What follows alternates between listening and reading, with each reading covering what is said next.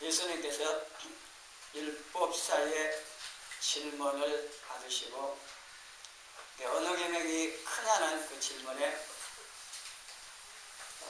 대답을 하시기를 하나님과 이웃을 사랑하라 이렇게 대답을 하셨고, 또 마태복음 5장 44절에 원수를 사랑하라 이렇게 말씀을 하셨습니다. 그리고 그렇게 가르치신 대로 사셨고 오늘 우리들에게도 살도록 명하십니다.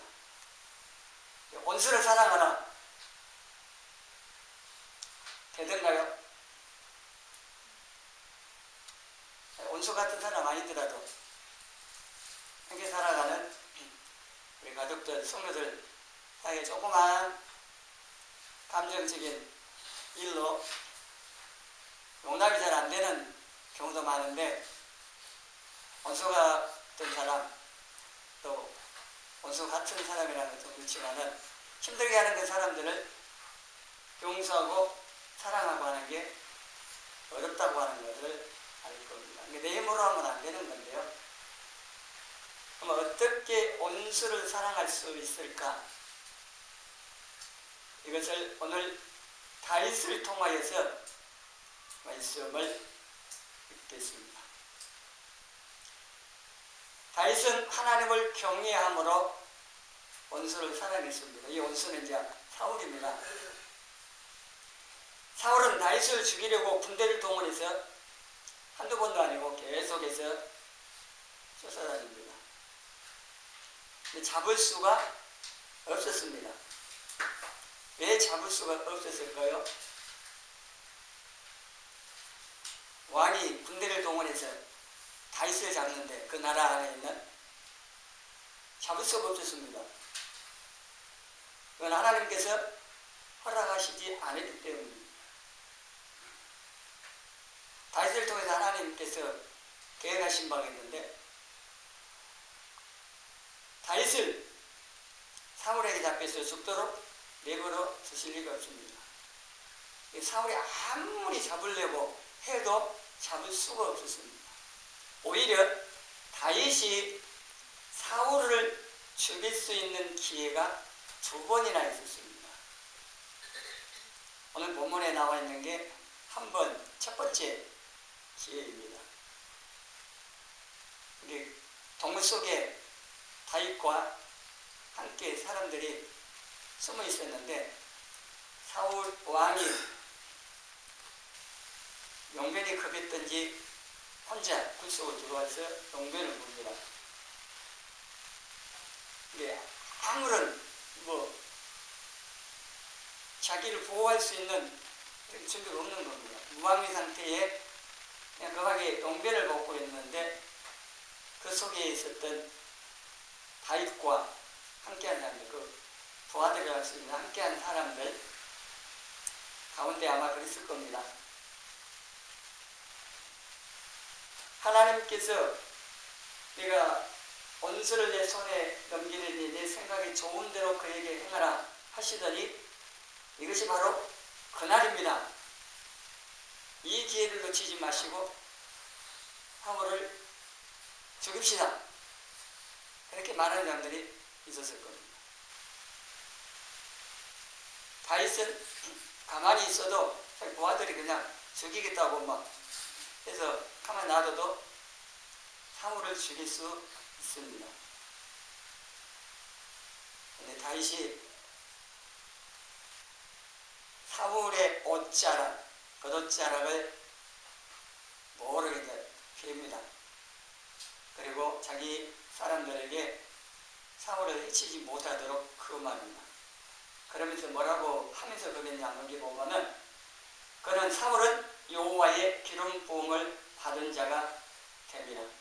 그래서 하나님께서 기름 부음 받은 왕을 죽이는 것을 기뻐 안 하시고 금하신다.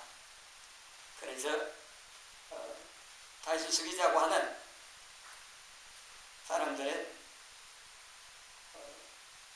이렇게 금하여서 사울을 해치지 못하게 합니다. 그리고 옷자락을 뺀 것 때문에 마음이 찔렸다고 그랬습니다. 자, 보세요. 자기를 죽이려고 하는 사울을 죽이지 않았고, 부하들이 죽이려고 하는 것도 검했고, 이것도 대단한 건데, 사울 왕의 옷자락을 벤 것, 그 벤 것 때문에 마음이 찔렸다고 하는 겁니다. 이게 다윗의 마음에 뭐가 있기 때문에 그랬냐는 겁니다. 안 죽이는 것도 대단한 겁니다. 근데 겉옷자락을 조금 벤 것, 그것조차도 마음에 찔렸다고.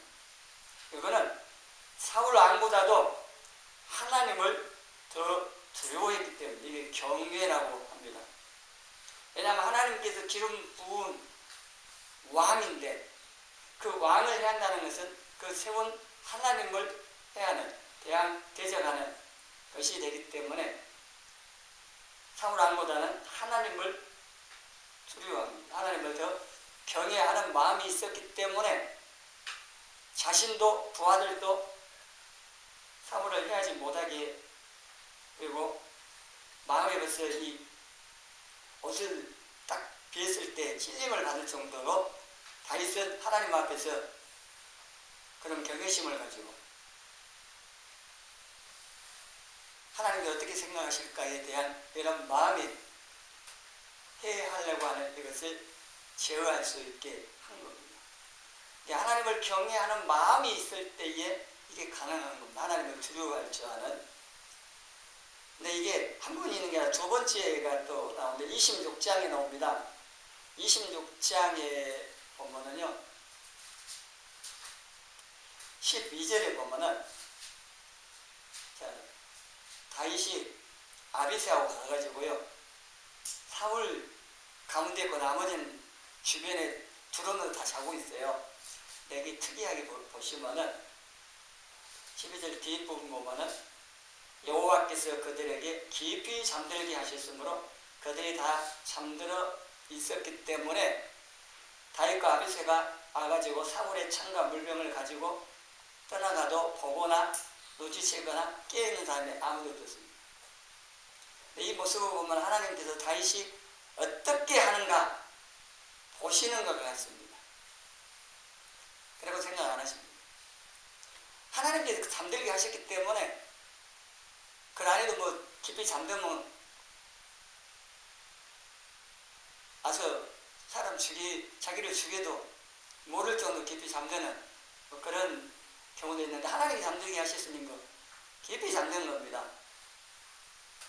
이렇게 해놓은 상태에서 다윗이 어떻게 하는가 다시 보시는 겁니다. 이 11절에 보면은 똑같은 말이에요. 24장의 첫 번째 경우와 11절 같이 읽어보겠습니다. 내가 손을 들어 여호와의 기름 부음 받은 자를 치는 것을 여호와께서 금하시나니 너는 그의 머리 곁에 있는 창과 물병만 가지고 가자 하고, 그것만 가지고 간 겁니다. 다윗이 하나님을 경외하고 하나님께서 기름 부어 세운 사울 왕을 해야 하는 것을 금하시는, 기뻐하시지 않는다는 것을 분명히 알고 첫 번째나 두 번째나 변하지 않습니다. 마음이 흔들릴 수도 있어요.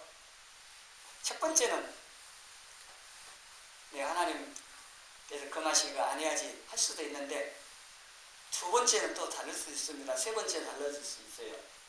또 부하들이 막 충동질 하잖아요. 우리 마음이요, 처음에 우리 예수님을 처음 만났을 때 마음이 시간이 지나면 어떻습니까? 사랑의 정도 점점 줄어들거든요. 파도에 부딪혀갖고 몽돌되듯이 그냥 우리 마음이 그리고 되어질 수가 있습니다. 근데 다윗은 하나님을 경외하여서 하나님 기름 부어 세운 왕을 해야 하는 것을 금하신다면 이게 변하지 않습니다. 첫 번째도 두 번째도 부하들이 아무리 그렇게 죽이자고 해도 다윗이 얼마나 하나님을 경외하는 마음이 가득했는지, 그리고 하나님 기쁘시게 하기를 얼마나 있었는지 이런 것들을 알 수가 있습니다. 이런 다윗을 하나님께서 기뻐하시고 내 마음에 든다 이렇게 말씀을 하시는 거죠. 이게 쉽지 않은 겁니다. 처음에는 그럴 수 있는데 두 번째, 세 번째는 마음이 흔들리고 우리가 넘어갈 수 있어야 실수할 수 있는데, 그렇게 안 되려면요 항상 하나님한테 하나님을 경외하고 하나님께서 기뻐하시지 않는 것을 안 한다고 이렇게 가득해야만이 이게 가능하다고 하는 겁니다.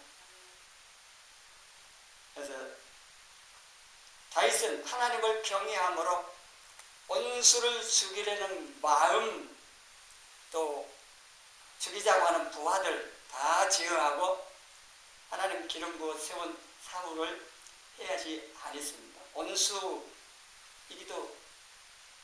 그렇게 말을 할 수 있죠. 자기를 죽이려고 하니까. 그런 사울을 죽이지 않은 겁니다. 그리고 다윗이 또 하나 사울을 해치지 않은 또 하나의 이유가 있습니다. 그거는 원수 갚는 것을 하나님께 맡겼다고 하는 건데요. 오늘 본문 10에 나온 12절에 같이 읽어보겠습니다. 여호와께서는 나와 왕 사이를 판단하사 여호와께서 나를 위하여 왕에게 보복하시려니와 내 손으로는 왕을 해하지 않겠나이다. 첫 번째, 두 번째 26장에 10절 읽습니다. 다시 또 이르되 여호와께서 살아계심을 두고 맹세하노니 여호와께서 그를 치시리니 혹은 죽을 날이 이르거나 또는 전장에 나가서 망하리라. 이 말은 다윗이 원수를 자기가 갚지 않은 겁니다. 여기 24장 12절에 말씀하고 있는 것처럼 하나님께서 나와 왕 사이에 판단하사 하나님께서 나를 위해서 왕에게 보복하시려니와 공의롭게 심판하시는 하나님께 맡겨드린 겁니다. 26장 10절에도 내가 죽이지 않아도 하나님께서 그를 치시려니, 그래서 전쟁터에서 뭐 망하든지 아니면 죽을 날이 이렇게 했는데 실질적으로 전쟁터 블레셋과의 전쟁에서 죽습니다. 생사를 하나님께 주관하십니다. 그래서 다윗은 이 하나님의 주권도 인정해드리고 기름 부어 세운 왕을 해야 하는 것을 하나님께서 금하시기 때문에도 안 했고, 그리고 내가 원수 갚는 것보다는 하나님께 맡겨드리면 하나님께서 공의롭게 심판하시고 또 그렇게 하는 것만이 다른 문제를 만들지 않는다고 하는 것을 안 겁니다. 넘어서 12장 19절 20절 같이 읽어봅니다. 내 사랑하는 자들아 너희가 친히 원수를 갚지 말고 하나님의 진노하심에 맡기라. 기록되었으되 원수 갚는 것이 내게 있으니 내가 갚으리라고 주께서 말씀하시니라. 잠언 말씀인데요. 이 잠언 말씀을 바울이 다시 이렇게 인용해서 말씀을 하고 있습니다. 하나님께서 원수 갚는 것, 하나님 주권, 하나님께서 하신다는 겁니다. 하나님께서 공의롭게 심판하실 분이기 때문에 하나님께 그 원수 갚는 거 맡기라는 겁니다. 그러면 우리 할 일이 뭔가요? 다음 읽습니다. 내 원수가 줄이거든 먹이고 목마르거든 마시게 하라. 그리함으로 내가 숯불을 그 머리에 쌓아놓으리라. 우리 할 일은 원수 갚는 데 있어요. 보복하는 데 있지 아니하고 그 원수를 사랑하는 행위를 해야 돼요. 원수가 줄이면 먹이고 목마르거든 마시게 하고 추워하고 있으면 입혀주고, 우리 할 일입니다. 우리는 빵 하나 맞으면 양쪽 빵을 막 때리라고 그러죠. 예수님께서 오른밤 때리면은 왼편도 돌려야 되라고 했잖아요. 오른손잡이가요, 오른쪽 뺨을 어떻게 치겠어요? 오른쪽 뺨을 치면은 손등으로 치는 거잖아요. 그 사람 무시하는 거. 아주 인격 모독 아니지. 오른손과 왼쪽 뺨을 때려도 아주 기분 나쁜데 말이야. 오른쪽 뺨을 때리는 거 아니면 무시하는 거예요. 그럴지라도 이쪽도 돌리키라는 거예요. 우리는 뺨 하나 맞으면 양쪽 뺨, 상대방 양쪽 뺨 때리라는 거예요. 보복하려는 겁니다. 세상 사람들이 그렇습니다. 우리도 그럴 수도 있지만 우리는 그 마음을 제어하고 예수님 말씀대로 일평도 돌릴 수 있어야 되고, 오리를 가져오는 심리까지 가질 수도 있고, 걷어서 달라고 하면 속옷도 줄 수 있는, 이게 우리 맨 정신으로는 불가능합니다. 여러분, 해보세요. 여러분 정신, 여러분 마음으로 되는가? 안 됩니다. 예수님 마음 아니면 안 됩니다. 손양원 목사님이 두 아들을 죽인 그 학생은 용서해 주는 걸 흔하지 않습니다. 양자로 삼습니다. 그분도 그 예수님 믿고 교사가 됐다고 하는데, 그게 예수님 마음 사랑을 가지고 원수를 사랑하는 겁니다. 그런데 손양원 목사님이 자기 마음 별로 할 수가 없었습니다.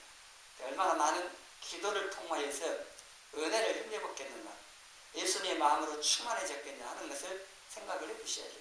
손양원 목사님이니까 이렇게 했다. 그럴 수가 없습니다. 우리가 똑같은 분이에요.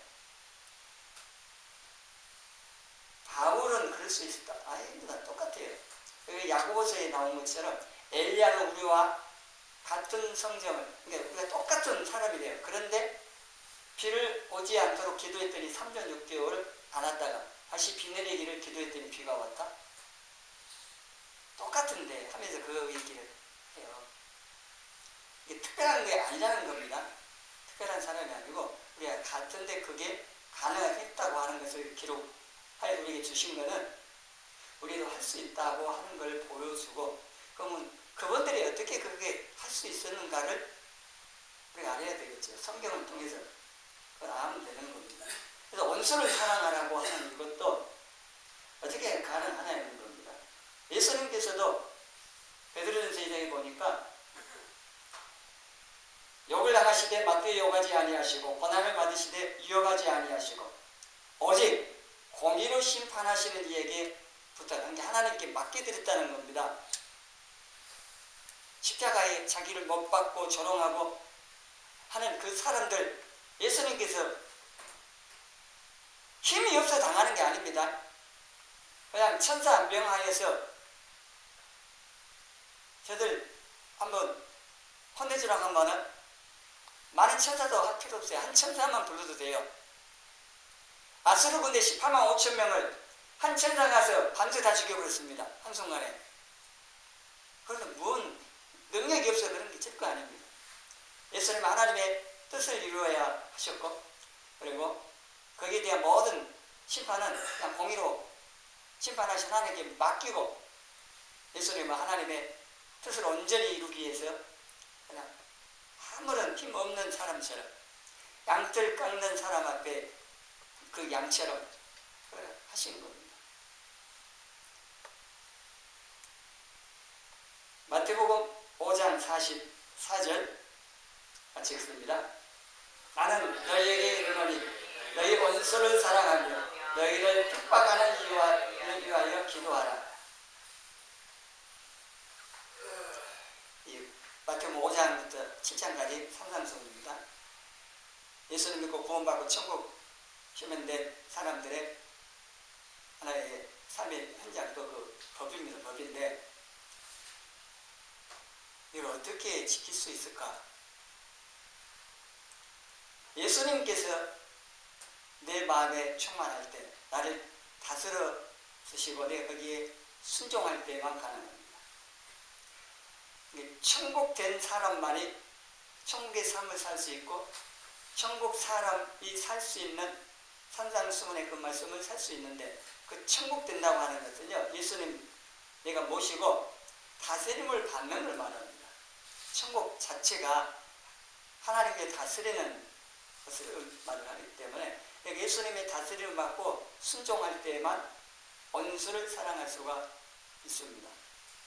그렇기 위해서는 내가 예수님 마음을 품을 수 있도록 빌립보서 2장 5절 말씀처럼 내 마음에 예수님 마음을 품을 수 있도록 구해야 됩니다. 예수님께서 내 마음을 다스려 줄 수 있도록 또 충만해지고 또 예수님의 사랑으로 충만해지도록 구해야 된다고 하는 겁니다.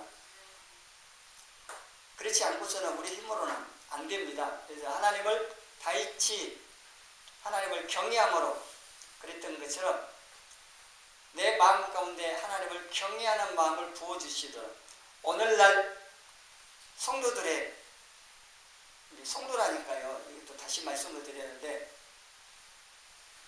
서리 집사도 아닌 사람을 성도라고 한다고 생각을 하는데 그렇지 않습니다. 그 직분의 어떤 의미가 아닙니다. 장로 밑에 집사 밑에 뭐 성도 아닙니다. 제가 말하고 있는 이 성도는 구원받은 하나님의 자녀 모두를 말합니다. 그래서 목사부터 시작해서 모든 구원받은 성도들만이 성도입니다. 목사, 장로, 권사임에서 성도가 아닐 수도 있습니다. 그럴 수 있습니다. 그거는 뭐 그냥 신학 공부해서 목사 안수 받을 수도 있고요. 교회 열심히 나와서 장로고시 해갖고 뭐 장로 돼서 다 될 수 있어요. 근데 마음이 예수님 모시지 않는 거듭 태어나지 않는 하나님 자녀 성도가 아닌 사람이 있을 수가 있는 겁니다. 그래서 성도가 그냥 제일 밑에 있는 직분 아닙니다. 최고 호칭입니다. 그래서 성도란 말 나와서 다시 혹시나 또 잘못 또 이해를 하실까 봐서 말씀을 드립니다. 그래서 내가 성도로서 이 살아가면서 오늘날 모든 성도들의 큰 문제 중에 하나가 하나님을 경외하는 마음이 없다고 하는 겁니다. 하나님을 두려워하는 이게 없습니다. 하나님을 두려워하지 않기 때문에 원수 사랑을 일단 놔두고 하나님 말씀에 대해서도 두려워하지 않습니다. 무시해버립니다. 그리고 자기 마음대로 살고 죄짓고 하는 거 두려워하지 않습니다. 그래서 보면은 저게 뭐 예수님 믿는 사람인지 아닌지 정말 하나님 살아계신 것을 믿는 사람입니까? 의구심이 들게 하는 사람들도 많이 있습니다. 그건 하나님을 두려워하지 않는 경외하는 마음이 없기 때문에 그렇습니다. 이게 오늘날 교회 예배당 안에서 이런 일이 너무 많이 일어납니다. 노예나 총회요? 마찬가지입니다. 목사 장로들이 이거 말하면 좀 부정적이어서 안 좋은데요. 현실에 그렇습니다. 목사 장로들이 모여서 하나님의 뜻을 묻고 그 뜻을 따라서 교회를 세우기 위해서 뛰어야 되는데 하나님을 경외하는 마음도 없고 하나님을 의식하지도 않습니다. 근데 이게 뭐 그분들만의 문제가 아니고 오늘 우리 모두의 문제예요. 여러분 한번 자신을 잘 살펴보세요. 내가 하나님을 얼마만큼 두려워하는 마음이 있는지 그리고 그 하나님 앞에서 내가 살고 있는지 사실 저도 이게 부족하기 때문에 구하는 겁니다. 하나님을 경외하는 마음을 제 마음에 부어주시도록 하나님을 두려워하는 가운데